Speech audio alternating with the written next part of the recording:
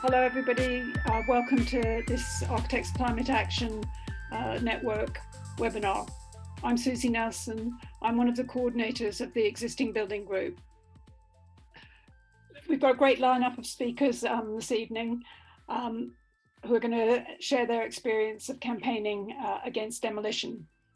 But after the speakers, we'll have time for questions and answers. So this is our program for today. I'll introduce the speakers as we go along. For those of you who aren't familiar with ACAN, we're a group of built environment professionals, a network of built environment professionals taking action to address the twin crises of climate and ecological breakdown. These are our three key aims: decarbonise now, ecological regeneration, and cultural transformation. Limiting carbon emissions from construction is central to ACAN's aim.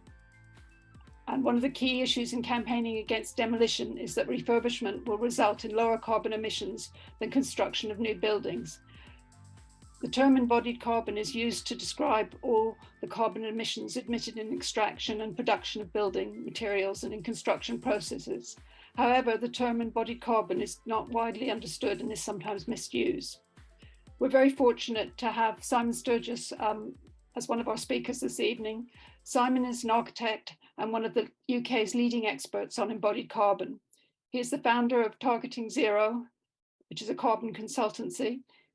He's also official policy on embodied and whole life carbon for the Royal Institute of Chartered Surveyors, the Royal Institute of British Architects, and the Greater London Council's, later Greater London Authority's London Plan. He is an advisor to numerous public bodies, some property companies and private practices, and some campaigns against demolition.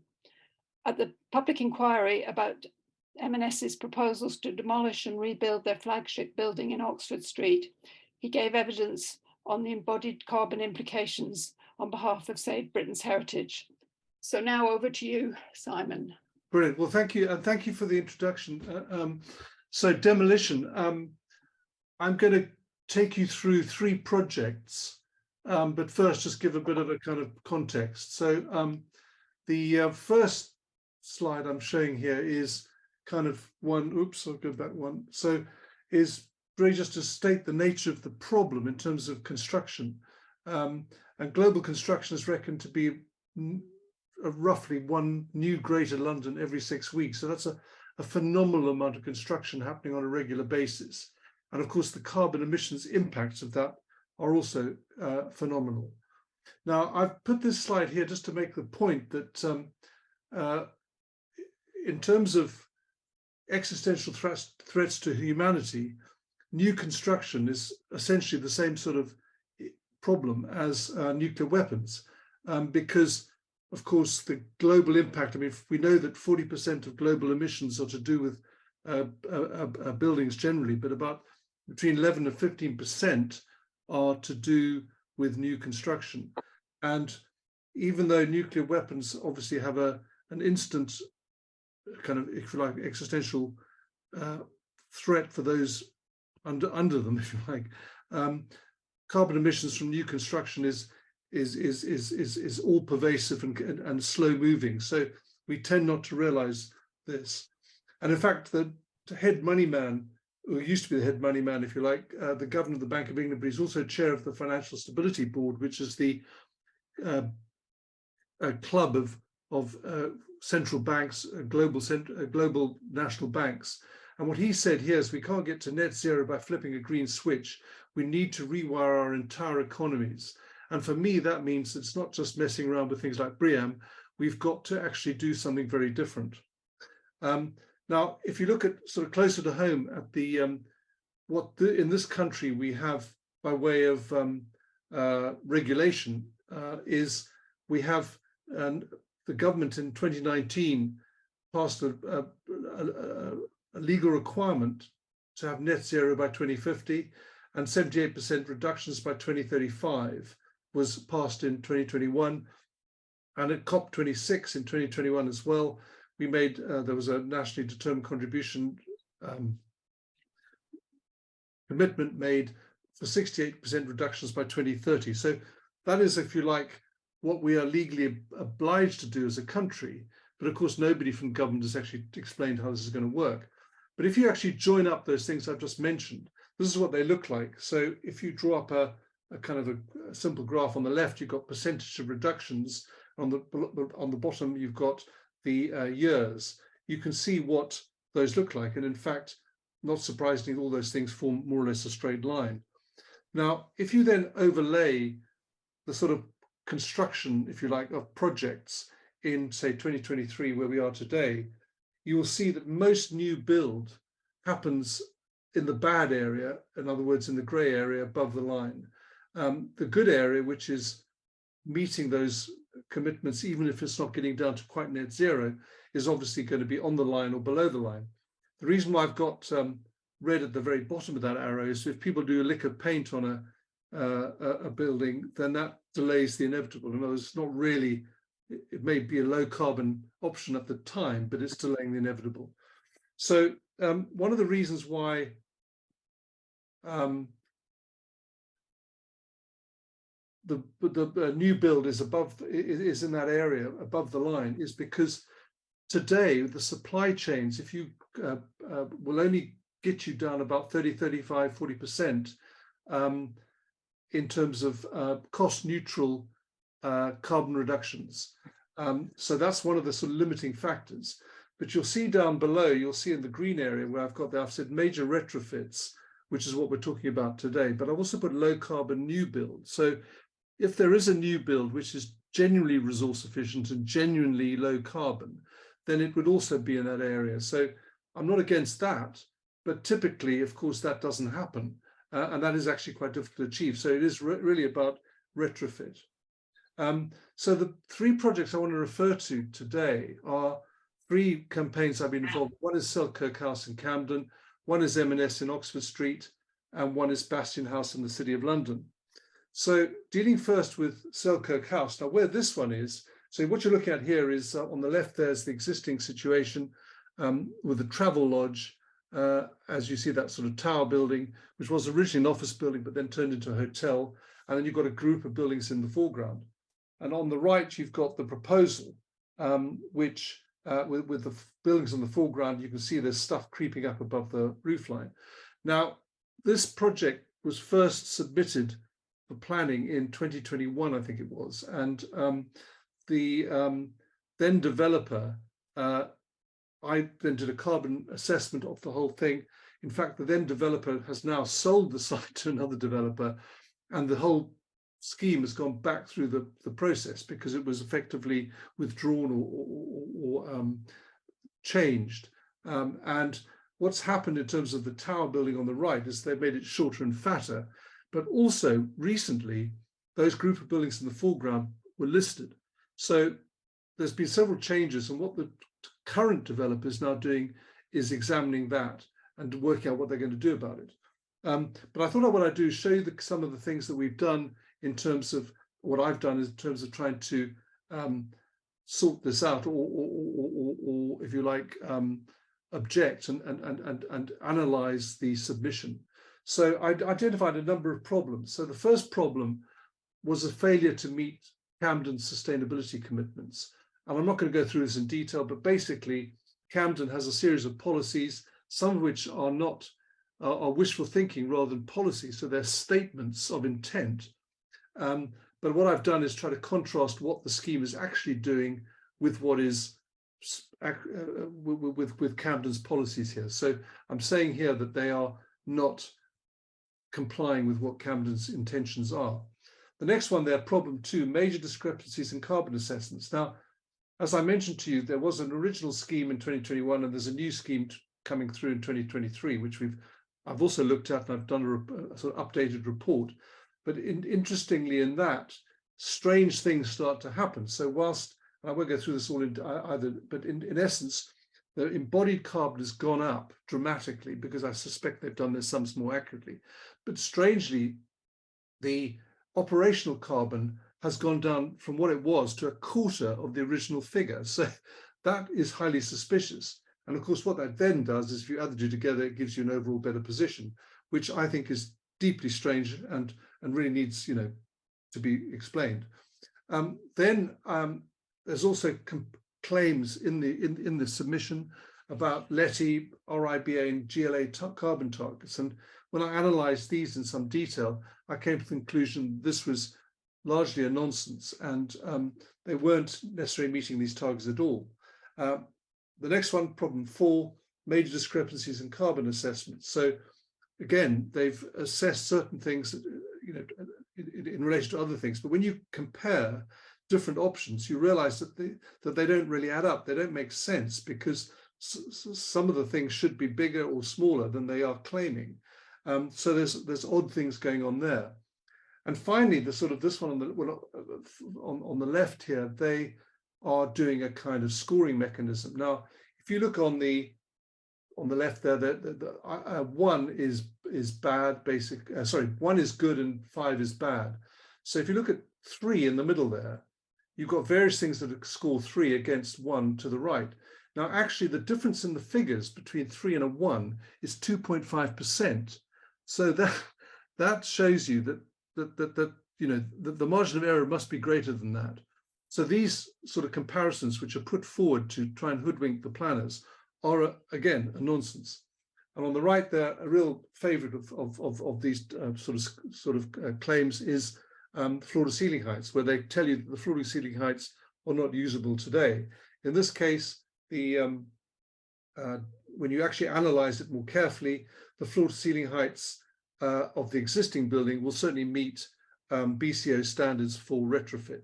So again, there's a sort of, it's how things are packaged. And what I've found in this, and I'll come on to other things, they are usually packaged in a way that is advantageous to the intent to demolish. Now, this diagram here, what I'm showing you here is a sort of 3D of the existing building, the existing main building, and the blue bit is the car park, which has ramps and things. Now, what they've basically said in this is that these ramps are a major problem, and I can understand they're a problem, but they make out that they're a massive problem across the entire scheme. And in fact, they probably represent a very small proportion of the floor area and could certainly be sorted out through, localized small-scale demolition and with imagination. And I think one of the key problems with all these schemes is that people deliberately do not use imagination on how to replace these sort of schemes. So if we go on to Marks and Spencer. Now, Marks and Spencer, some of you might have read about, but in essence, what this is it's a group of 3 buildings. And the one in the middle is the one we tend to see pictures of, which is 92 years old. And the ones on either side of it are respectively less than 50 years old. And you sort of question the logic behind demolishing buildings that are less than 50 years old. Now, Marks and Spencer, on their website, claim all sorts of concerns, including things like demolition waste and so on, but they don't seem to be that concerned when there's a lot of money to be made. So they go out of their way to try and demonstrate that these 3 buildings are hopeless and unable to be usable in the future for anything. Now, as it happens, those 3 buildings actually, I think, are eminently usable and reusable, and I'll explain why. So on the left there, you've got an existing upper floor plan, existing first floor plan.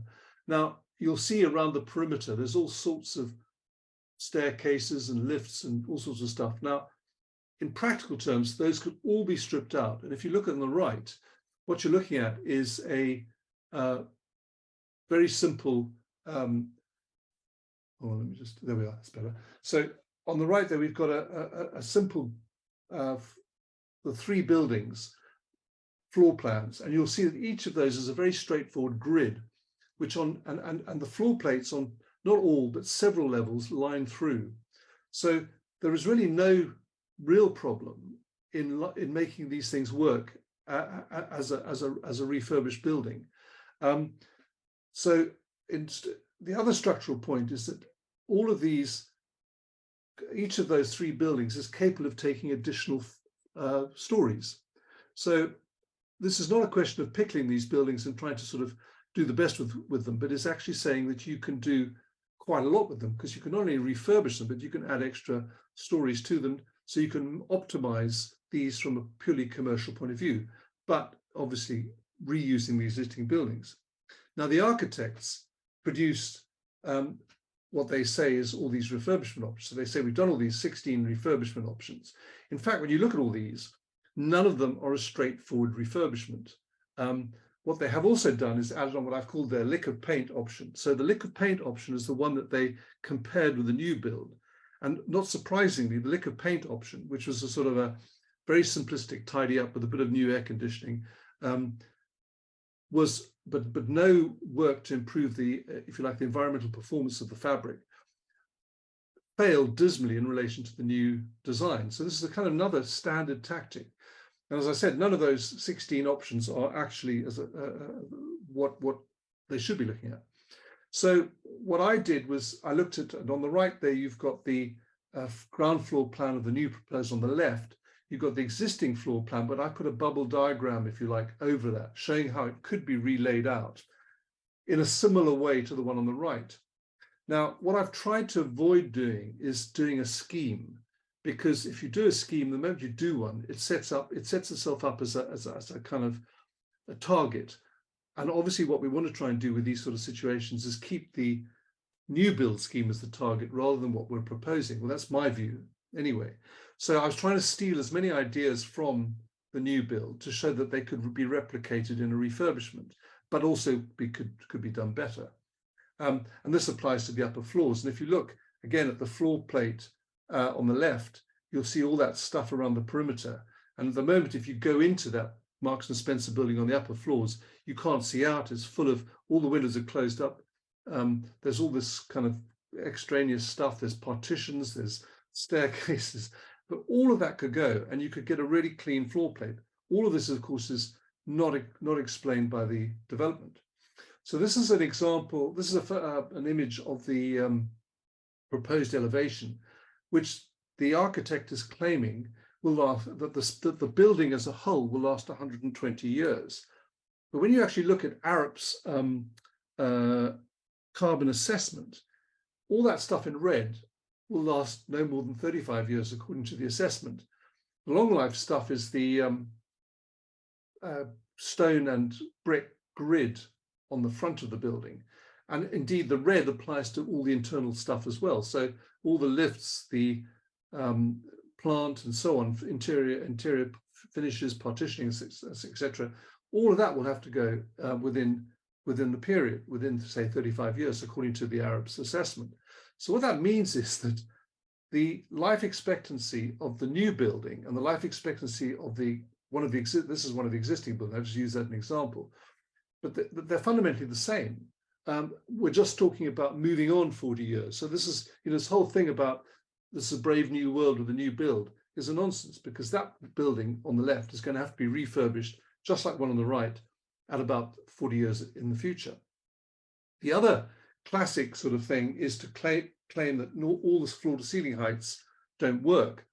And what they've done here is taken the existing floor to ceiling heights, but when you actually look at the structure behind that, these ceilings can go right up quite considerably. And if you do kind of contemporary AC, air conditioning and so on, you can actually get that right up, and you've got plenty of room there. And as I say, all of this is BCO compliant. So this sort of story goes on everywhere. And then finally, when you look at things like the basement, so the existing building below has a single level of basement, but the new build has an extended basement and plus another 2 levels of basement. Well, as we know, digging holes in the ground and filling up the concrete walls and so on is a very high carbon activity. But also what you can see on the below there is I've sort of shown in red boxes the additional space that Arup say can be achieved on these buildings. So, this whole storyline that is produced by Marks and Spencer and their architects, and I think to Arup's embarrassment, is a nonsense, because what they're saying is that these buildings are useless, they can't be dealt with. And the irony is, of course, if Marks and Spencer had gone the refurbishment route right from the outset, it would all be finished now, probably let, and happily trading in Oxford Street. So the last scheme I'm going to talk about here is Bastion House otherwise known, or London Wall West. So the Bastion House is the building on the left, the tower block, the sort of black 70s building. But the site includes the Museum of London in the foreground, that circular thing, and also the rectangular building sort of between the two with the sort of glass pointy roof. Now, this site, I first got involved with it through the local residents who were concerned because the City of London was proposing to demolish everything and also build a huge new scheme. And I did a carbon assessment, and where the thing is now is that the city is slightly backtracked because, of course, one of the things I highlighted was the fact that the City of London has all these greeny policies, which they're currently ignoring with the scheme. So I highlighted that, and what they're now doing is they've got a group of, they've asked several developers to come up with retrofit options, and I confess that I'm now involved with one of them because I want to see if this can really be made to work. One of the other directors of the developers is a member of Extinction Rebellion, which I hope gives some credibility. Anyway, so on this scheme, so here you're on the left, you've got, they call option 1, which is the retrofit, and option 2, new build. Now, one of the things in the report that was done for the city was to claim that the tall building, the Bastion House, was in imminent danger of demolition and couldn't therefore be refurbished. Well, if that is the case, why are people still allowed in it? So you get these, again, these sort of scare stories about it. Now, I'm not going to go through a whole sort of thing like I did on the other two projects, but I'm just going to highlight something. So this is option 1 and option 2, which is the whole life cycle carbon emissions in kilograms of CO2. So that's what was given for option 1 and option 2. But when you actually look at the figures, you notice, and bear in mind that option 1, the refurbishment, is 2/3 of the floor area compared to option 2, the new build. So mysteriously, the facade for both of them, the embodied carbon is the same, or even bigger for the refurbishment option. Why is that? Because it's much smaller building. That seems very odd to me. Secondly, the energy use. Now, bear in mind that a proper refurbishment, and bearing in mind the amount of the assumption they must have made on the facades, the buildings must be extraordinarily much more efficient in terms of energy use and so on. So what's happening here, again, is I think there's some sort of messing around with the figures, because what you're looking at is virtually the same for energy use of one scheme, which is the scheme on the left being 2/3 the size of the scheme on the right. And even though it's a refurbishment or a retrofit, we should be able to get it up to, with a decent approach, up to say 95% efficiency. So, I don't see the issue here. So in terms of making the case for retention as a sort of general series of principles, I thought I'd just share these with you. So you've got to examine local and national planning policy and statements. So planning policy, what I've tried to do always is look at the local authority and understand and list and identify all those policies that they have, which claim low carbon this and environmental efficiency and all this sort of thing, and also their attitude to demolition, because quite often they've got things that say they want to minimize demolition, they want to avoid carbon reductions, and they want to get net zero by 2030 and so on and so forth, better than the government, but they actually don't deliver. Now I put and statements because quite a lot of stuff is not part of the local plan that they say. So it's a question of intent. So you'll get a lot of, all of those authorities I've talked about, the City of London, Westminster and Camden, all those three options, they all have these good intentions, which they're not delivering on. I put examine relevant documentation. So what I'm saying there is that obviously there's planning documents or reports or whatever it is. You have to really look at those quite carefully and work out where the conflicts are and the discrepancies and where things don't add up.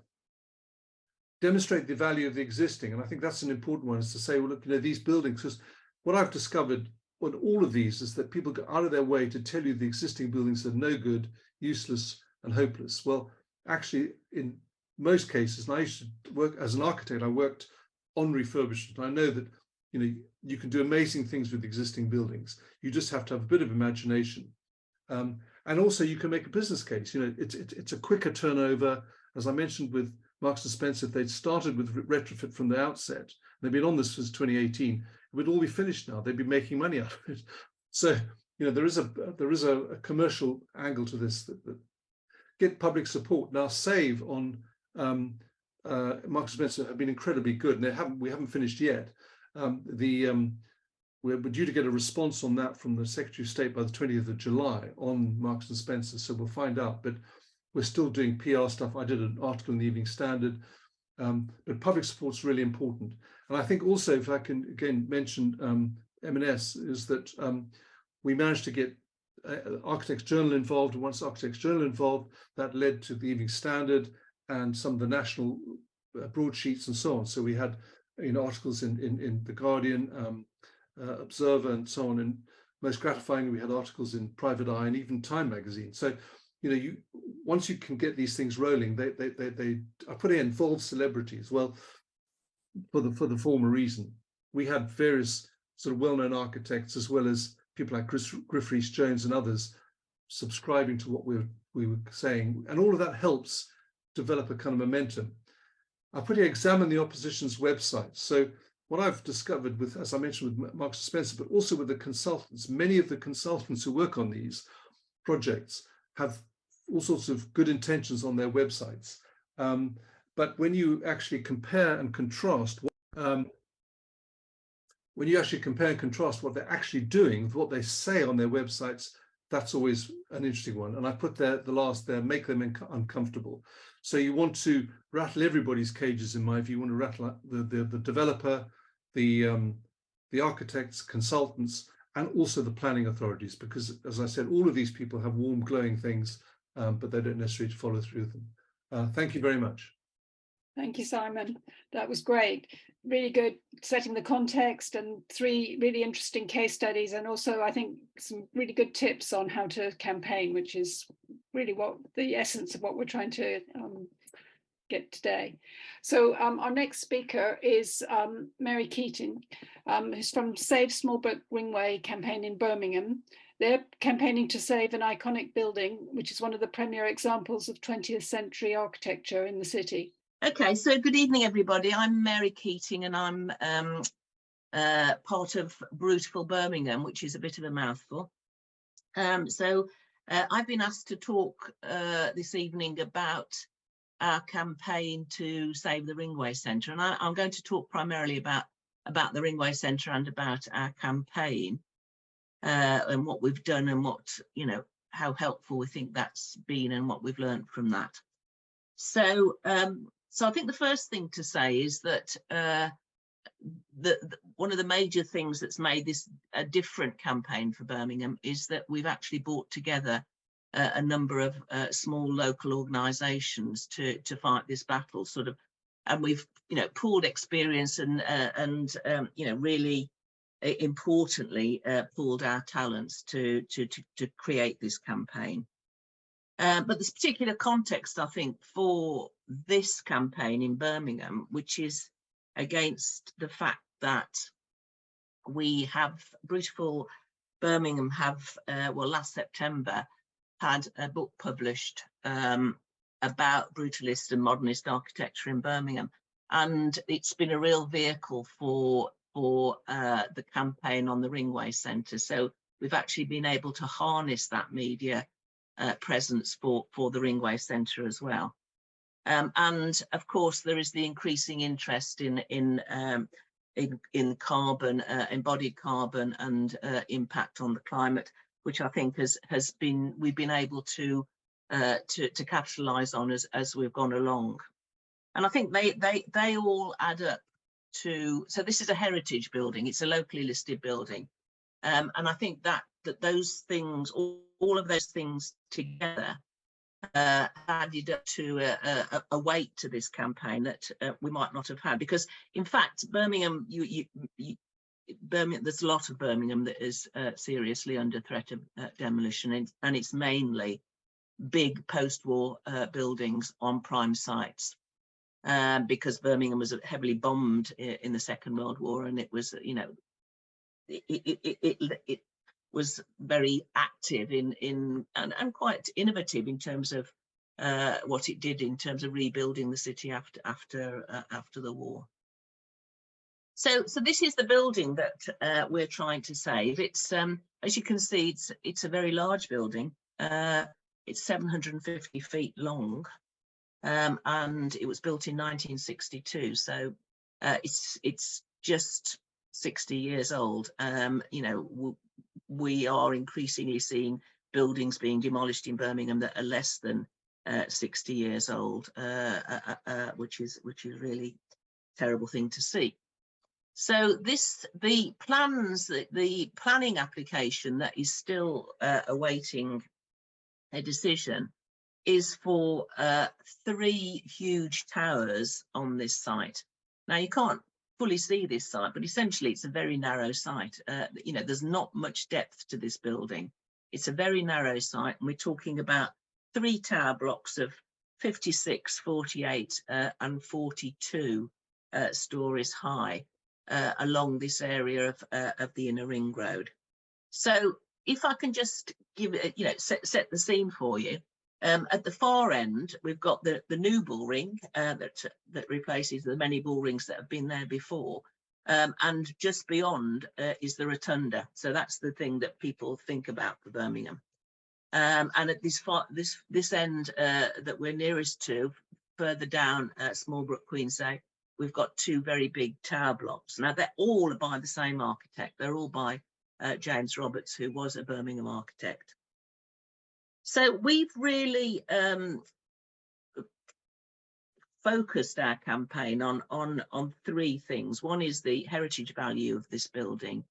The second is the embodied carbon in the building, and the third is the social impact in terms of you know, what this does for the feeling of security for the people of Birmingham in terms of you know, the city being demolished around them, and actually what benefit does this give to the residents of Birmingham to take this building down and build 3 big tower blocks, of which there is only 7% that's going to be affordable housing.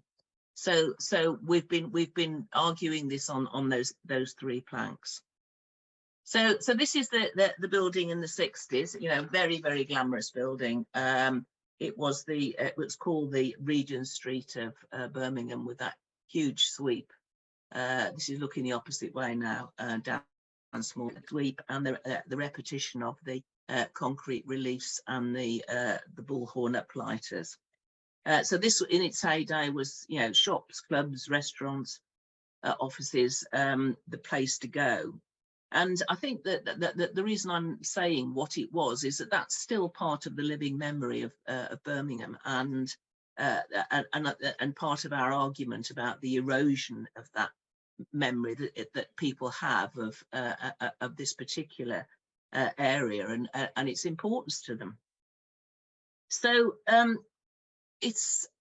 there's lots of people have said lots of very wonderful things about this building, but I just want to talk about one of those, which is the architectural historian Geraint Franklin. Bearing in mind that Birmingham, you know, considered itself the city of the car, and this was the first piece of the inner ring road to be built, and it's different to the other bits of the inner ring road. And Geraint Franklin singles the Ringway Centre out as a major building in the post-war reconstruction of Birmingham, and calls it architecture. You know, because it was actually a building that was meant to be seen at speed as you zoomed in at 20 miles an hour down at Smallbrook, Queensway. So it has a particular sort of feel to it that's quite unique. So it's now on the 20th century buildings at risk for 23-24. So it's not just us that are recognising this. This is a nationally recognised building. So important, so this is the Rainbow Bridge, which is a bridge underneath the building that goes down, crosses Smallbrook Queensway from Hill Street down into Hurst Street, which is very much sort of nightlife, one of the nightlife areas of Birmingham. And this is a really iconic bridge for the LGBTQ community. So one of the things about this area is that beyond, through the Rainbow Bridge and beyond, is the gay village and the China Quarter. So these are very vibrant areas, and all of this area is very much the territory for the gay community. And again, I'm going back to what that means in terms of that feeling of belonging, that this is a place that you can recognise and know that it's where you hang out. And there's lots of within the building there are gay pubs, and there were gay nightclubs. So actually, this is not just an office building. This has got some sort of social position in the city as well. And this is an interesting photograph that was taken when the Sentinels, the two big tower blocks at the other end, were built. And the reason I've included this is because I think, again, this is about the social impact of what happens in this area. A lot of Birmingham, that rebuilding in Birmingham in the 60s, was by the immigrant labour force that came in from India, Pakistan, and in this case from Ireland. So what you have here are the building of the Sentinels, and the Sikh community built this one that's in the foreground, and the one that you can see behind was built by the Irish workmen. And they were having a race at the time to see who was going to get who was going to get those tower blocks up fastest. You can see there's lots of health and safety issues going on there, so don't look too closely because it's a bit sort of vertiginous. But the point I'm making here is that Birmingham prides itself on being a very diverse and inclusive city. And actually, for a chunk of the immigrant population, this is something that they helped to create in this city, and something I think that should be celebrated and respected in a way that it's not at the moment. Okay, so in September last year, the Modernists published our book, Birmingham, the Brutal Years, and it's made up of 22 columns that we've been writing for the Birmingham Post since 2016. And I think this quote from Elaine Harwood, and sadly she has since died, sort of for us sums up what part of what we're trying to argue is the case for the Ringway Centre, in that it's it is Birmingham brutalism. It's a distinctive identity that I hadn't appreciated until I saw it all together. So we've been writing for the Post, as I say, since 2016. In fact, the very, very first column was on the Ringway Centre. So that's when the first planning application went in for the Ringway Centre. And I think one of the things about the columns is that although it's Trinity Mirror Group and it's a real right-wing rag, what we've been saying has gradually chipped away at people's view of the architecture of this period and the implications, and over a period of time we've also started to talk much more about the environmental impact of demolition, and so it's actually created a climate that we could build on for this campaign. And in fact, the first, can I ask you to wind up fairly quickly because we're running over time? And I want to get the other speakers. I don't think, have I had my 10 minutes already? Okay. Yes. Right. Okay. Right. We'll move on.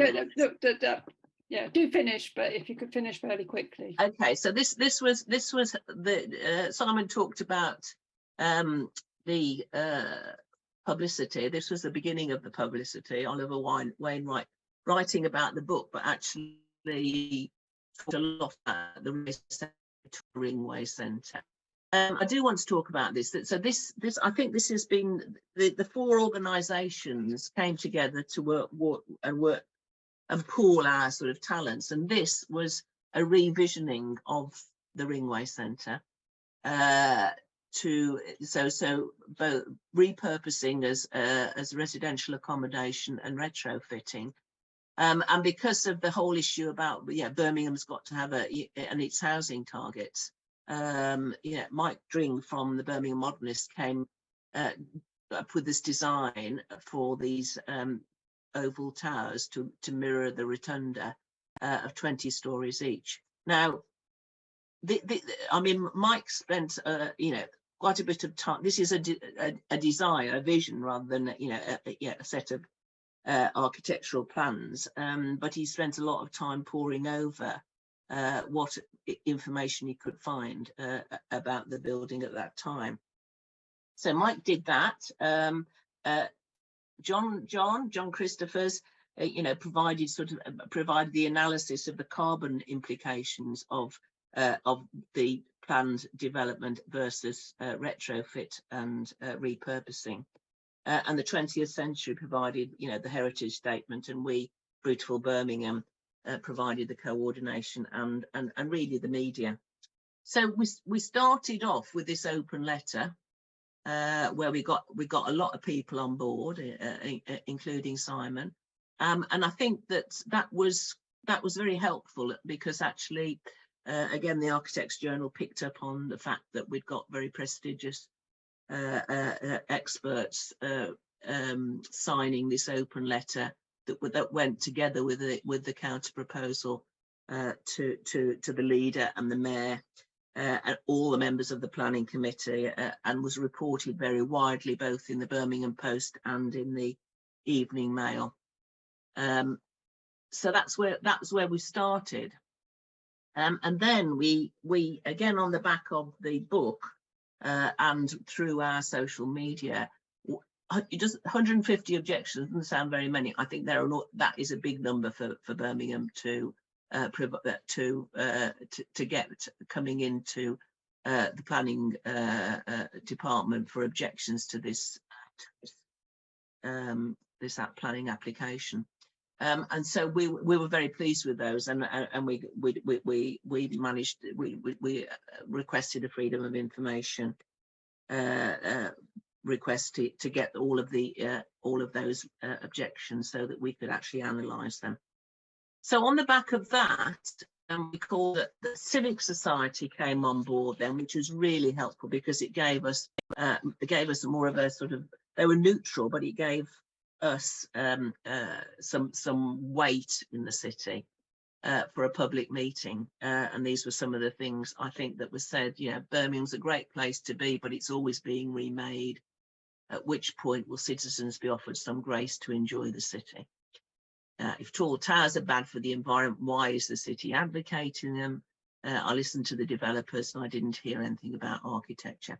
So to this meeting, we had 100 people, which was rather more than the 4 who had attended the developers event. And again, was a pretty unique event for Birmingham.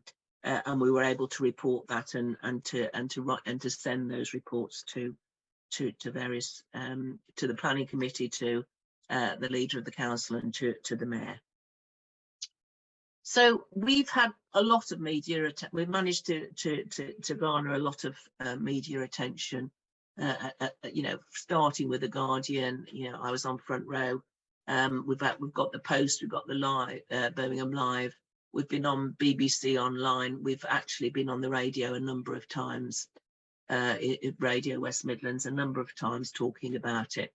And so it goes on and goes on. I've got a bit of a blank slide here, because I think this is probably the thing that I don't know that we've managed this very well. That actually lobbying and talking directly to the people who might have some power. Although we have now got a meeting with the mayor of the West Midlands Combined Authority next week, which I hope will produce some, if not for this building, for something in the future.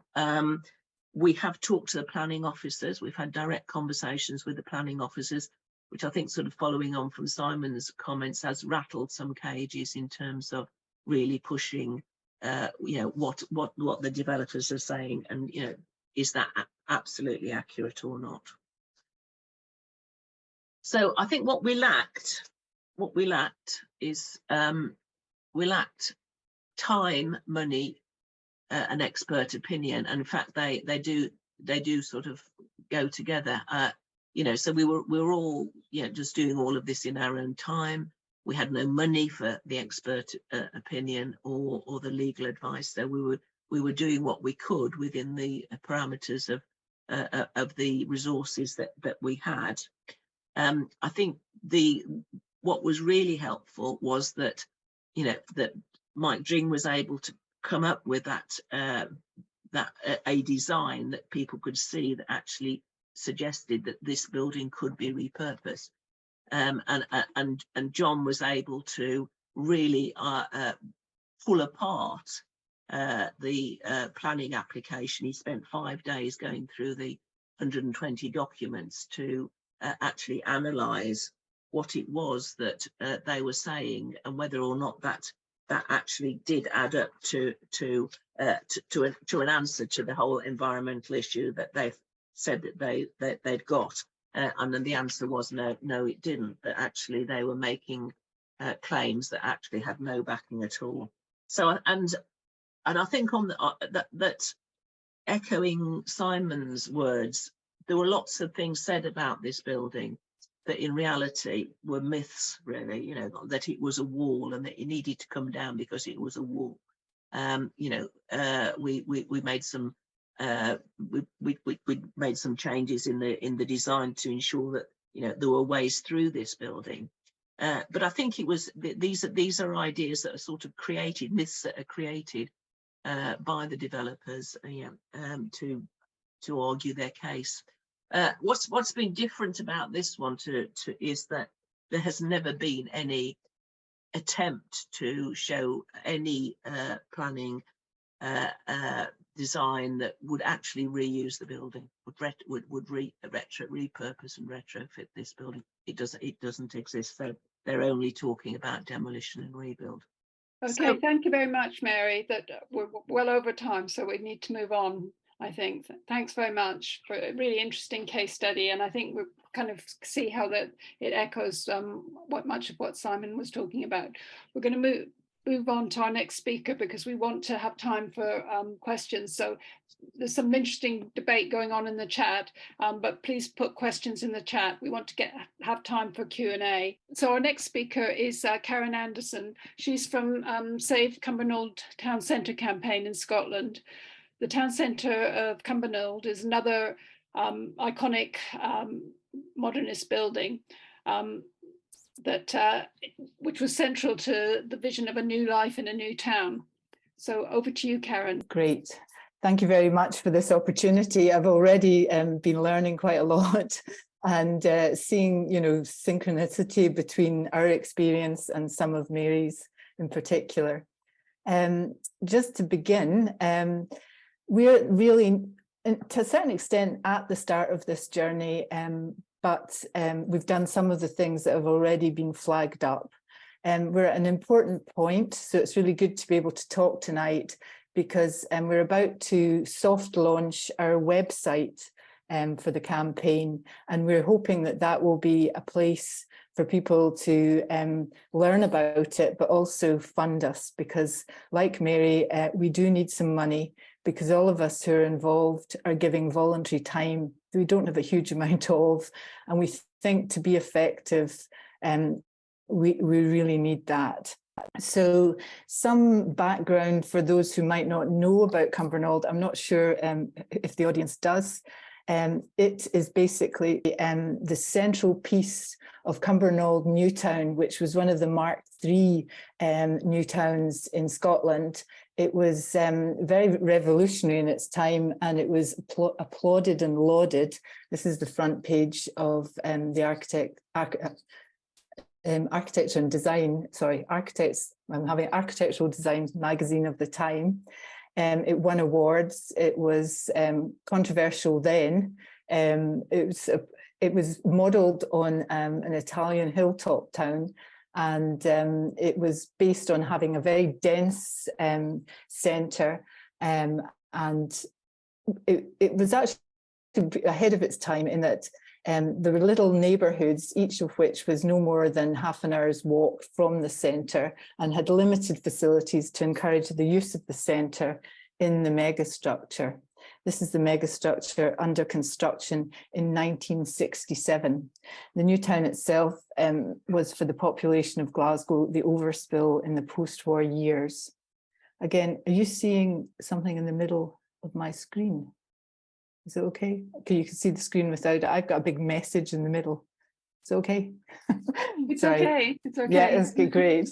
And again, it was set in a landscape, but it was based on having all the town centre facilities in a single structure that was accessible by ramps, pedestrian paths, and it had everything, including penthouses. These are some rather dreamy old photos showing the idea of the hilltop town on the ridge of the hill outside Glasgow.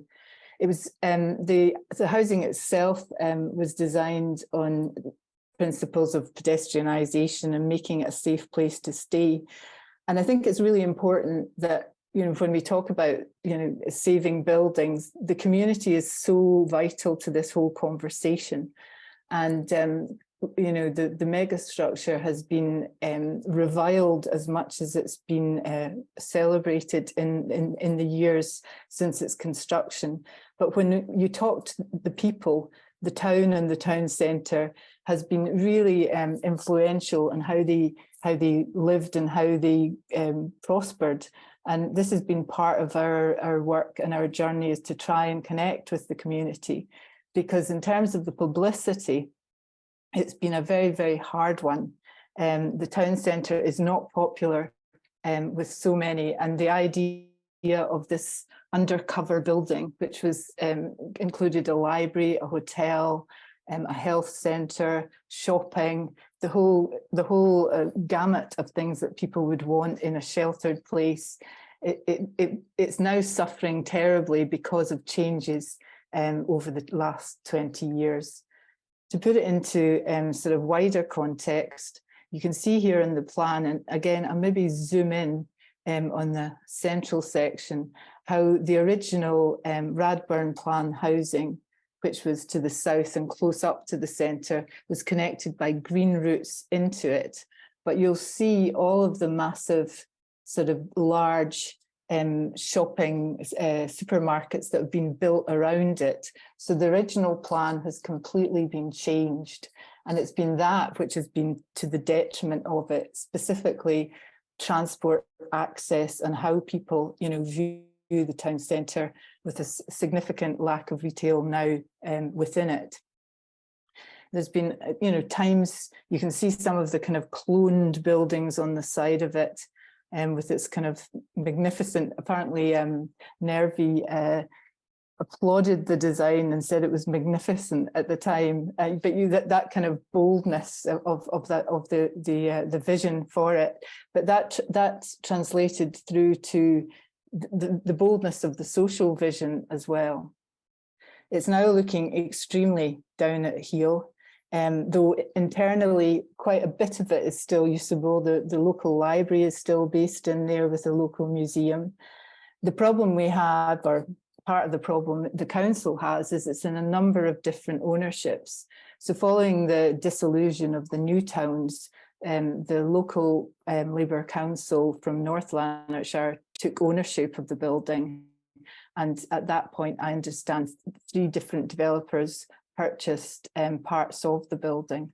So that has been the council's headache. It's not like a single situation. And the most interesting thing about where we find ourselves is that the Department of Levelling Up has actually awarded North Lanarkshire Council over 9 million to acquire and demolish the building. And the plans for the town centre are to demolish completely, including some of the later add-ons, and build a new town centre hub, which will house schools, health buildings, library, all the things that the original vision foresaw. And it will mean the demolition of some of the schools within the neighbourhoods around it. So it's not just about the demolition of this centre, it's about, you know, the effects of what happens elsewhere. And again, the key thing to mention is the cost of the overall proposal is well in excess of 80 million, which is what it's being budgeted about. And it's viewed by the council themselves. They know how difficult it is as a 10-year programme. And again, that will have huge impacts on the community, you know, having effectively, you know, blowing the centre apart over that time in order to redevelop, however phased it might be. We came together as a group initially when we heard about the demolition proposal and made a bid for Scotland and Venice, which is the Scottish, effectively the pavilion at the Venice Biennale, looking at some of the issues around this and hoping to take this as an international conversation. However, we were unsuccessful. However, we have stayed together and we've acted to do other things. Not least, we met with the council, we met with the leader of the council and planning, and put the point that you know, there was a real opportunity using the imagination that Simon suggests to retain, if not all of the structure, part of the structure. At the same time, a request was made to Historic Environment Scotland to list the building, and again we as a group had in the past made a case, some individuals within the group had made a case for listing. HES, while doing a very thorough report and stating the building was of architectural, international and historic social significance, opted not to list. And we've been in conversation or letters with them. And the reason is that there is a planning proposal in place by the council. And I think that's a direct contrast to what happens in England when there is a planning proposal that threatens the demolition of a building. One can list, but apparently in Scotland not. We then wrote, so I'll just, we talked to the council on a number of issues around that, bringing up obviously the issue of carbon in detail. Again, in line with what Simon says, we're up against this subjective and selective carbon assessment position, and I'll talk about where that's leading us at the moment. But we also wanted to discuss the bigger picture of the future of our towns. This is a town, it's not a city like Birmingham. Does it need the accommodation that sometimes the ambitions of developers suggest? I would suggest that's the case in cities as well, but within towns. And we wanted to have that conversation about what do we need in the future. And that's what we hope to take to Venice. But now we're trying through some student work, and we get involved as, you know, I teach, and so does Penny Lewis, one of the other members of the group. In fact, a few of us do.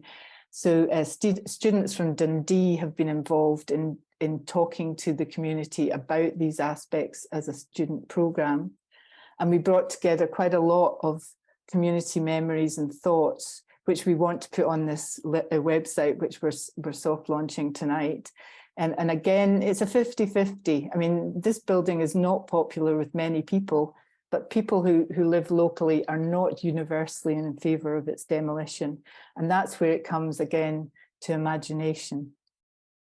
So we, you know, the council being deaf to our suggestions, we spoke to the MSP and the MP for the town and found that they were well behind the proposals, because again, they view the carbuncle that was voted Cumbernauld megastructure as a liability, and that demolition is an answer. We tried our best, but we couldn't convince them. And again, we made the point that, you know, we were willing to engage in options and engage with the communities more. Obviously, that would require funding. And again, you know, having different conversations about the ones that they'd been having. And again, it's interesting when you talked about getting celebrities involved. Cumbernauld, I don't know, those of you who have maybe seen Gregory's Girl, the town has got a cultural identity, which is really important. And again, that's something that, again, we hope to develop further. But in terms of imagination, we've been fortunate that Glasgow Institute of Architects has agreed to launch an open competition, which was launched last week. And again, we're looking at submissions, and this is national, international solutions for the megastructure. In many ways, the listing of the building or the non-listing of the building is maybe not the worst thing, in the sense that if it can be protected and kept, it does mean that we can do incremental demolition more easily, perhaps. One doesn't, you know, it's a question. But we really would like conservation status for the town itself, because that would open up grants for any future proposals. But we're hoping that with these ideas from Glasgow Institute of Architects and beyond, that we can mount exhibitions with the community and begin that conversation, trying to open minds. I'll maybe just stop now, but again, I've put up the website. It's not entirely, the intention of the website is to very much make it a source to see things and see what's going on if we do get the chance to make the events, but also to fundraise. We're quite blatant in that we could only afford the actual website because we were able to raise funds from GoFundMe. We've got a petition that we sent to HES of at least over 100 signatures from architects, and mainly in Scotland. But we want to extend the conversation, because when we first went to the council, we were viewed as architects and academics who love brutalism, and that was not what the community wanted. So we really, really need to reach out and get people to love the plook on the plinth and to feed us to examine its options. Thank you. Thank you very much. That's another really fascinating case study, and I think lots of echoes of what Simon was saying and what Mairey was saying. Really interesting. Thanks so much. We're not doing so well on time, I'm afraid, but I hope that we had planned to end at 8:30, but hopefully if the speakers are agreeable, we can go on a little bit longer, because I don't want to squeeze questions completely. So moving on, our next speaker is Sabine Mairey, who's from the Campaign to Save Central Hill, which is a social housing estate in Lambeth. She's also involved with Refurbish Don't Demolish, which is a coalition of campaigns to save housing estates from demolition. So over to you, Sabine. So my name is Sabine. I live on Central Estate in South London, in Lambeth, that's facing demolition. And through being on an estate that's facing demolition, I've really seen what can only be called as corruption and the murky side of development. And that's what I hope to show today. In London, just in London, there are over 100 housing estates facing demolition. And here you have a picture of obviously a community. It could be any community that's surrounded by its homes that are soon to be knocked down. And these developments are not community led. They are development led, whatever they make up. And I'm sure sometimes they are supported by residents, and sometimes houses are in a condition to be knocked down. But the whole decision-making process is made by developers, it appears. And as you can see on my next slide, here are many housing associations and a few out-and-out developers. And in the middle, you can see the newspaper headline that says MIPIN, which is a developers fair in Cannes, with the headline, Council heads to Cannes to lure developers to Lambeth. And that's pretty much the state of play. It pretty much says it all. So Savills, which is the developer here, I would say is the developer behind what's happening in Lambeth. And Savills is quite key because in 2016, it published a paper called How Regeneration and the Intensification of Housing Estates can increase housing and benefit residents. And in that document in 2016, it referred to the housing estates as brownfield, and the document fed into the government cabinet thinking on housing. Savills the following year in 2017 helped set up Homes for Lambeth, which is the social special purpose vehicle that is doing all the kind of development here on Central Hill in Lambeth.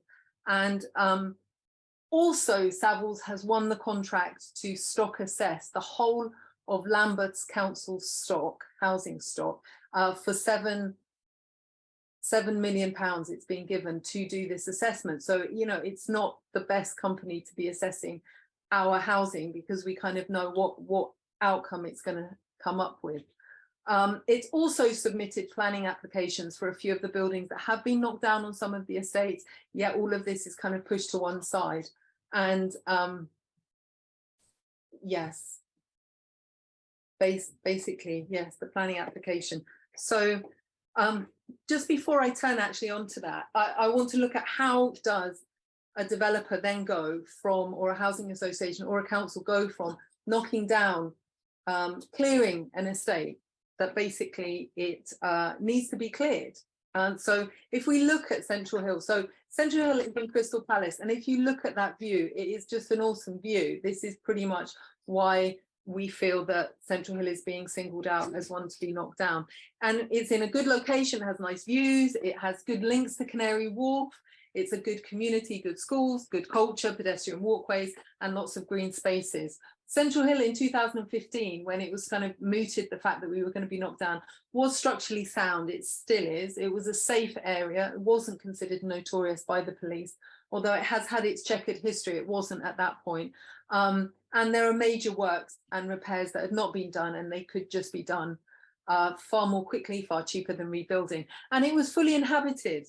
And then over the transcourse of those 4, 5, 6 years, it is now more run down. The tenancies are far more insecure.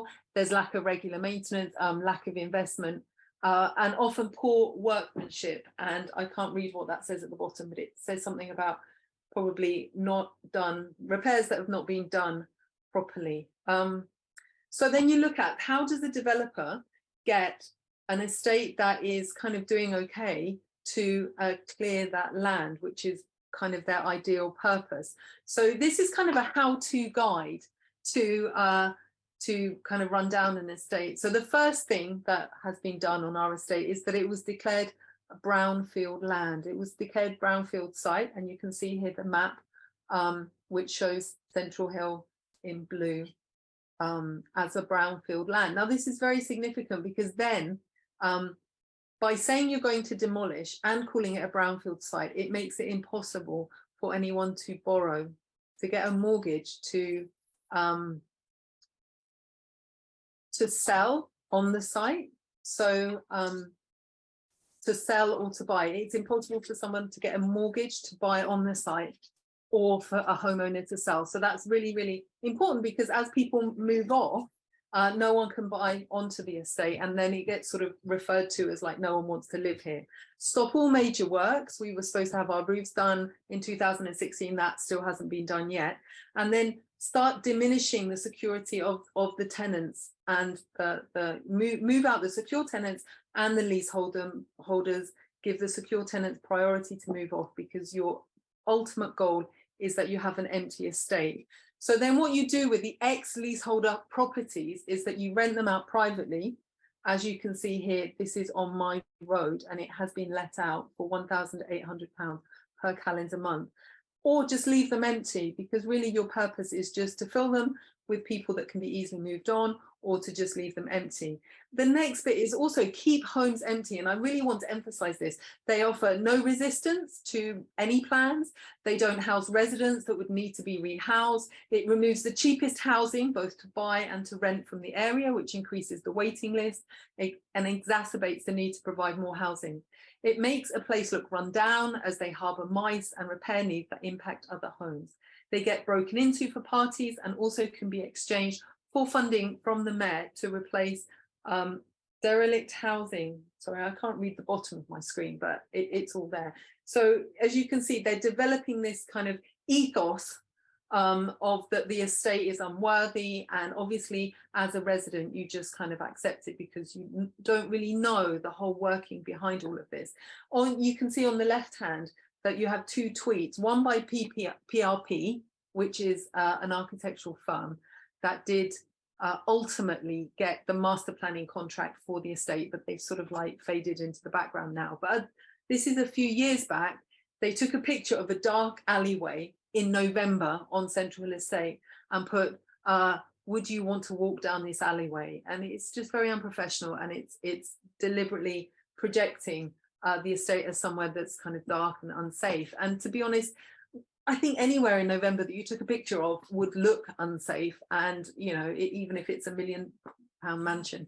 And next to it we have a politician, Matthew Bennett, who was very much advocating demolition of the estates, and he just took a picture of a ceiling that clearly has damp and mold issues and said, you know, it doesn't matter how many times I paint it, it never gets cleared, quoting someone, and it's clearly a picture of somewhere that's not been painted for a long time. So it's just all this putting out this information to use negative language and to run down the estate. Communal spaces get taken over. We have here, you can read, it says Upper Norwood Community Resource Centre. That was looked after fully by the Residents Association before regeneration came along. And then when regeneration came along, access became more diminished, and eventually there is no access to this place by the residents. And then over time, you can see the picture behind, which is now the rebranding. It has the Homes for Lambeth logo, and it has Lambeth Council. So it's gone from a community asset right through to now a place that Lambeth and Homes for Lambeth use. And they are developers, but they, you know, really project themselves as like the way forward, hoping to do the best for the community, which we know is all kind of very deceptive once you get to looking at what their plans are. In the left-hand corner, you have a building. Again, it was redecorated by the council, and it was an old housing office, became vacated, and they redecorated it in this blue again. Branding, taking over branding. The residents don't have access to that space except for a few hours on a Thursday. But having said that, we have not much budget to use, if any, but you give large budgets to your developer to act like a benevolent overlord and to organise fun days. £2 million was given to Homes for Lambeth for community events. And also hundreds of thousands is spent on these huge salaries for the staff, as well as what's being used from the housing revenue account in the form of a DCAN officer. You have independent tenants, liaison people that is taken from the Homes for Lambeth budget. So they just have like this never-ending pot of money that they can use for fun days. And you can see the children are having a great time. They were chanting Homes for Lambeth, HFL, how great. And it's actually quite disturbing. So further on, you have the repairs. Mismanage repairs, use them as a reason to demolish, make it hard to report repairs.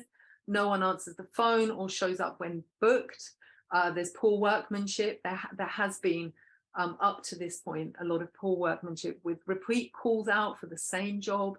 They randomly close jobs, they accept no responsibility, and they make out a repair job is unable to be repaired. They advise the leaseholder or the secure tenant to move off and then fix it anyway about a year later. This kind of regularly happens on our estate too.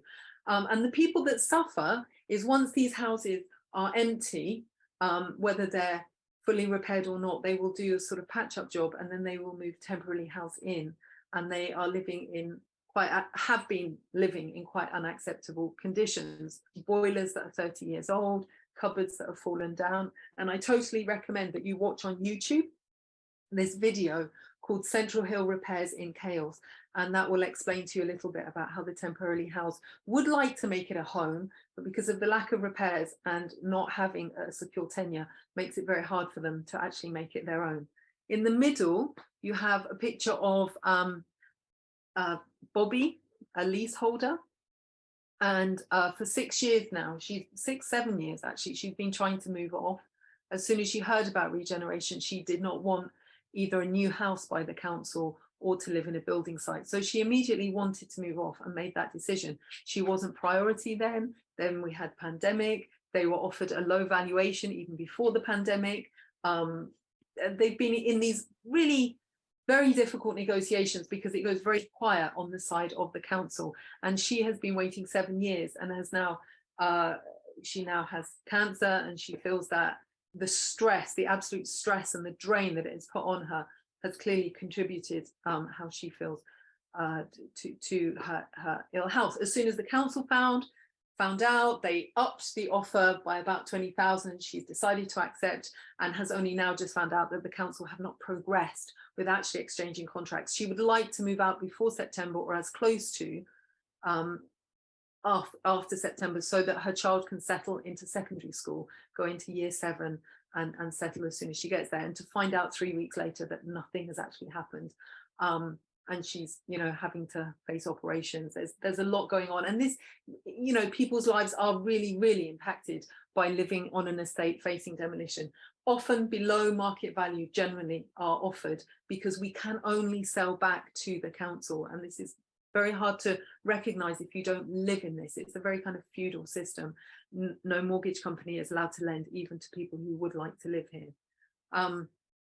Engaging with residents, only discuss regeneration, ignore any other estate issues, always discuss the redevelopment as if it was imminent, deride all alternatives to full demolition and rebuild, give no honest timeline, or offer no information at all. So I just admit this person. But we have glossy magazines, always about the benefits of regeneration.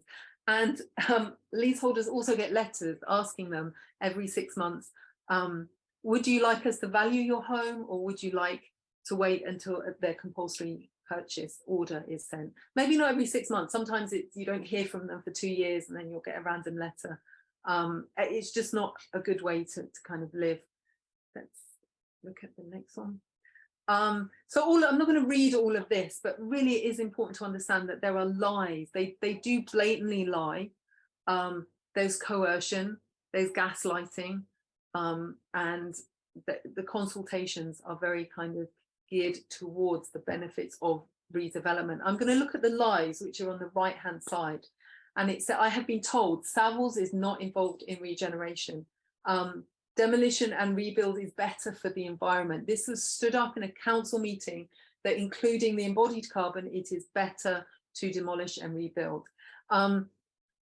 Residents have been told in a public meeting, we don't know how much the future rents will be, when there is a formula, and they could well have given them more of an indication. They say they care about the homeless, that Homes for Lambeth was set up to house the homeless. That is always the mantra that we're being told about, when there's actually a reduction in social housing after 20 years of building.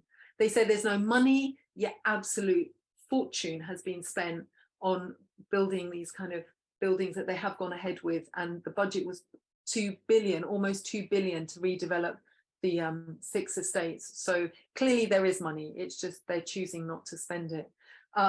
Somebody said once that we had been balloted. This is a council officer, and we haven't.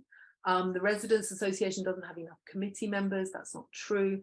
And we're going to be building soon. This is about 5-year-old document. It shows what it needs to be built and what actually is being built. So on the left-hand side is social rent and lower rent, and what actually is being built is unaffordable.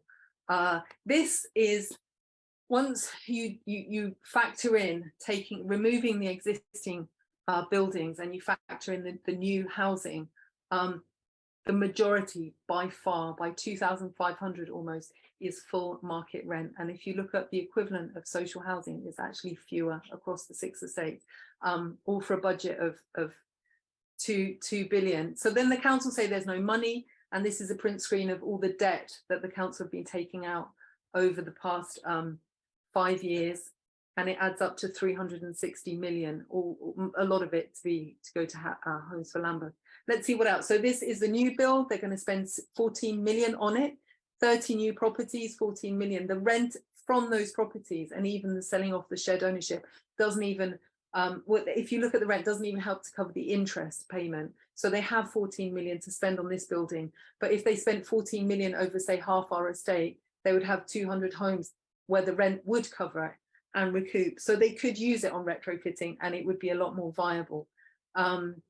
Right, the Kerslake review that analysed Lambeth said basically that there's a lot of incompetence and they need a complete reset. The environmental costs, I thought more would be discussed actually, but I mean, we know it, but if you look, one brick is 700 grams of carbon emission.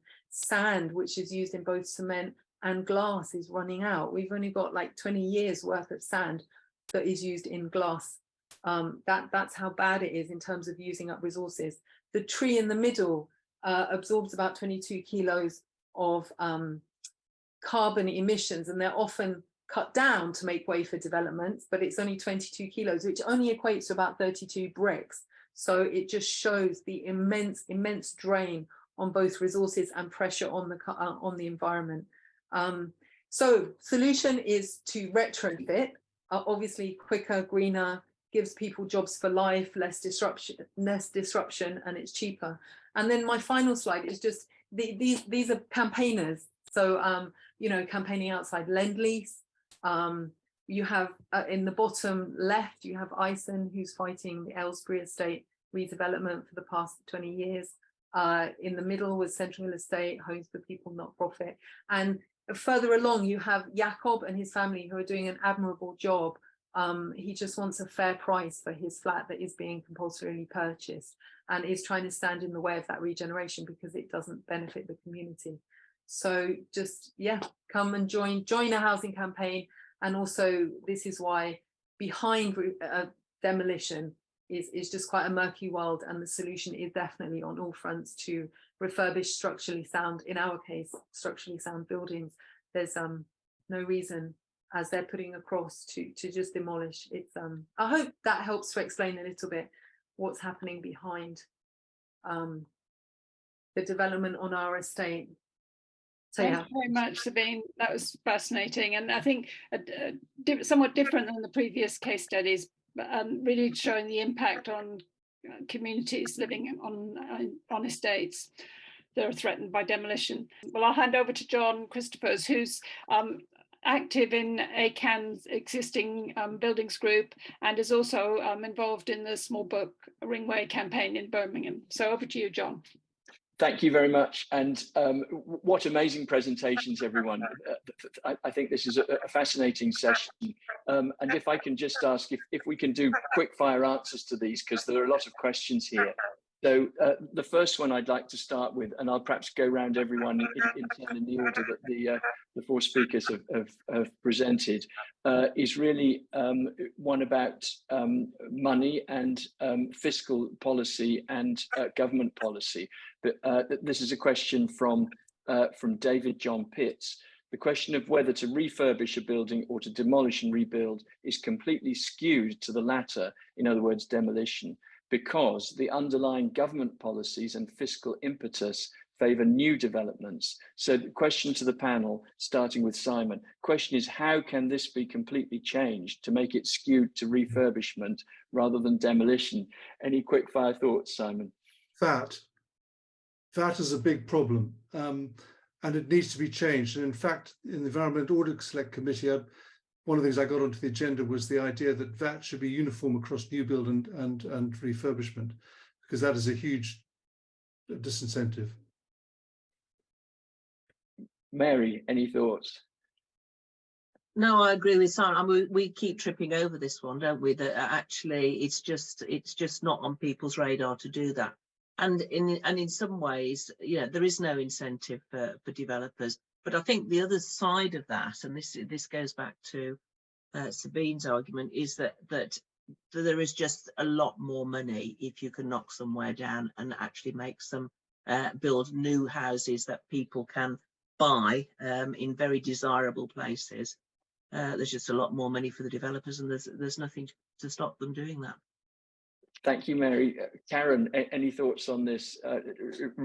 How to completely change the playing field?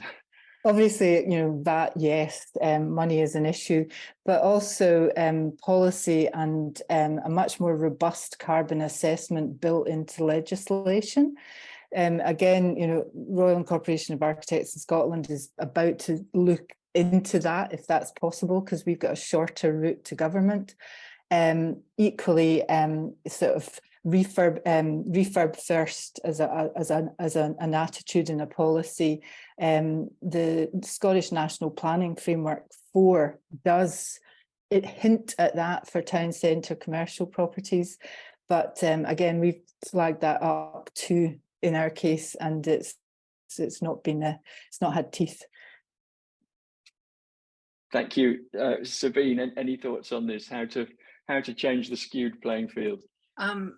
Yes, because especially who makes the money as well. It's not even necessarily the council that make money. Like, they're not building homes for the homeless, but they're also not making money for the council either. It is just purely, like, seems developer and career politician led. So being a little bit distracted, and I know we're in a hurry. The money, the mayor in London is so key, and also the government, the Department for Levelling Up, where they spend their money. The mayor will fund certain replacement of derelict homes, which basically is demolition, because as long as the council decide it's derelict to them. And that affordable housing that he will pay for kind of means that the developers can really just concentrate on building some affordable, but mainly market rent. You know, it's just facilitating, enabling this whole process. And really, if he has 14 million to give to support affordable housing building, he should just put it towards retrofit. You know, it's just the same money. And this is what I'm finding, like Lambeth Council, they'll spend 14 million on one building and then give 2 million for the whole estate that it hasn't looked after for 15 years. It's like, yeah, you know, like put your money in the right place. So that would be my answer. Thank you. Fascinating answers. And I can't help but being reminded at the RIBA London Awards recently, the speaker chastised the profession, saying, when did we stop designing homes and start designing assets? And I think there are a lot of systemic answers that we need to look at really to this question. I think it deserves a lot more unpacking. But moving swiftly on, this is a fairly technical question for Simon, and there's been some stuff in the chat about.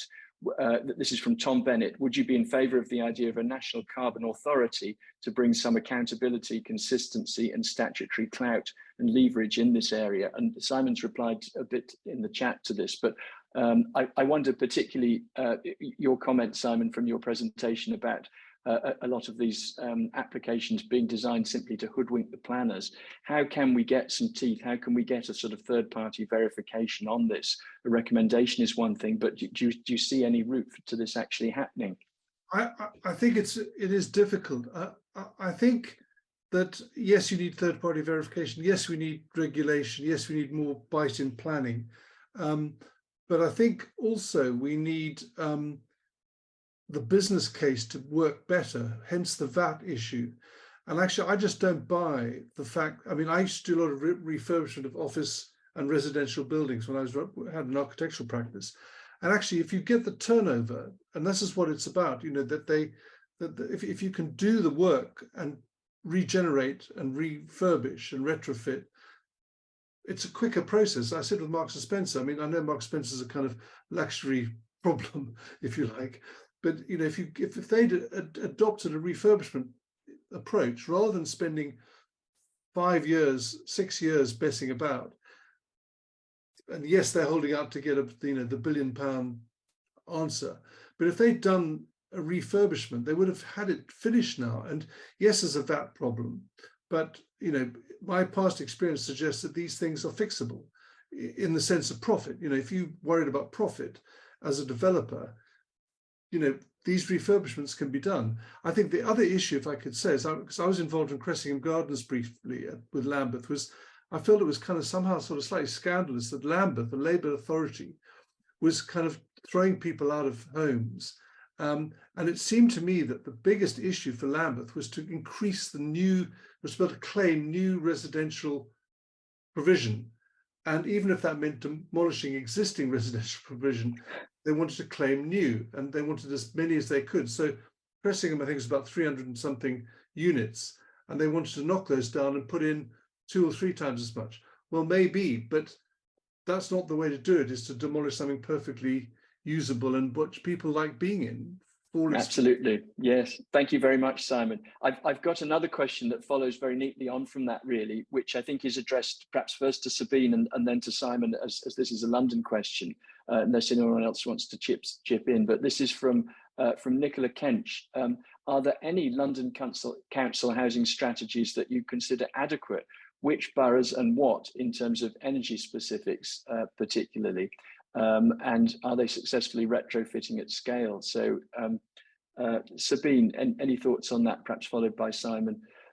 I wouldn't have any off the top of my head, because I think Nicola probably would be the person I'd ask about this. I think Kensington and Chelsea, but anyway, maybe if she messages it to me quickly. But okay, Simon, any thoughts on that? I'd agree with Sabine. I think the answer is no and no, and I think it's that there's good intentions flying around, but nobody's doing what they say. And I think, you know, the councils, and these are councils with good intentions, supposedly, but, you know, it is absolutely hopeless what they actually do in practice. Can I add into that? It is, yeah, it's skills and learning as well, which is, you know, it's complicated. And I think it is gratifying that the younger generation of architects are most of them on message about retrofit. And I think the schools need to back that up with skills and teaching. Can I just say, though, having said that my knowledge is quite limited, there are definitely different approaches from different councils, and some are trying to find a way forward and trying to be green, trying to build like their knowledge base, their skill set, and it is quite complicated, but they need to start. You know, there are some like we have that just like a bunker, they just put their head in the sand and are just not addressing it, which I believe for ulterior reasons. But you know, maybe they have a big financial hole now because of that massive investment in Homes for Lambeth that hasn't worked out really, and it's just, I don't think they quite know their way out. But others have gone wholeheartedly more towards green, but I wouldn't be able to know which ones off the top of my head. Fine, thank you very much. And there's another related question here about policy. Does anyone know, this is from Hannah Griffin, does anyone know, do any local authorities have good policies regarding retention of existing buildings, that it would be favourable in planning rather than demolition because of carbon impact, etc.? I see Simon nodding slightly. I don't know if you have a comment there, Simon. Well, I co-authored the GLA policy, the whole life carbon policy, SI2, and we put in prioritise retrofit, but on reflection, that should have been much more aggressive and punchier. I don't know how you make it stick. That's the problem. The thing is, you can't force people, but I don't suppose, well, maybe you can, but I think, as I say, we have to try, and as I try to say in my first couple of slides, we have to shift and make people recognize that we're in a new world now. We are not in the old world. We're not doing the same things. We can't keep on answering these new 21st century problems with 20th century answers. We've got to recognize that retrofit and reuse is a fundamental part of what we have to do. And I think, you know, any council that doesn't recognize that and doesn't put that into their local plan as fast as possible. Problem is, these local plans get updated every 5-6 years or something, if you're lucky. And so good intentions take quite a long time to get put in as actual policy. And any other thoughts from any of the panelists on that one? Is it not a national imperative rather than a local authority decision? Why invent the wheel, you know, hundreds of different times? Absolutely, yes. Well, I think we just got perhaps 2 minutes for a final question, and I think we should try and finish on a high note. Are there any specific instances, this is from Nicola Kench, are there any specific instances of successful anti-demolition campaigns? Well, I can think of two. One in Birmingham, that the Birmingham mailbox was due to be knocked down because it had high alumina cement concrete cancer, but the master plan was put together and it's all been retained. And I think Sheffield should be congratulated that, you know, their wonderful, I can't remember the name of it, the Parkside, isn't it, in Sheffield, recently named the capital of cool by the Sunday Times, I think, Sheffield. But have panelists got any other encouraging precedents they can inspire us with? I think, well, I think sorry, Mairey, I think go on, Mairey. the rotunda, and what I was going to say about this whole campaign that we've launched is that I think that quite surprisingly, and other speakers talked about this as well, we have had quite a lot of, you know, Birmingham people saying, you know, we love this building, we want this building, we don't want to have our city, you know, destroyed, and actually we're very concerned about the environment. So actually, I think that there's something about galvanizing that energy and trying to do something with that in terms of influencing politicians as well. And it was actually the Birmingham people that stopped the rotunda being knocked down. Lovely, thank you. Karen, have you got any others to add to that? It wasn't campaigning, but it was just the you know, the need to have, you know, award-winning refurbishment projects always flagged up, always made in, you know, in the public mind. And the benefits is the only way to, you know, again, win hearts and minds. Yeah, I totally agree. Actually, to have at hand the information down pat as to you know, the exact, like Simon did with Marks and Spencer's, I think would be nice, like with different types of building, and also, you know, as different types of refurbishment comes out, they're kind of shown as models. I think from a resident's point of view that doesn't want demolition, I know someone who does want demolition would think the reverse, but I think just standing still is a good thing, because the environmental tide is catching up.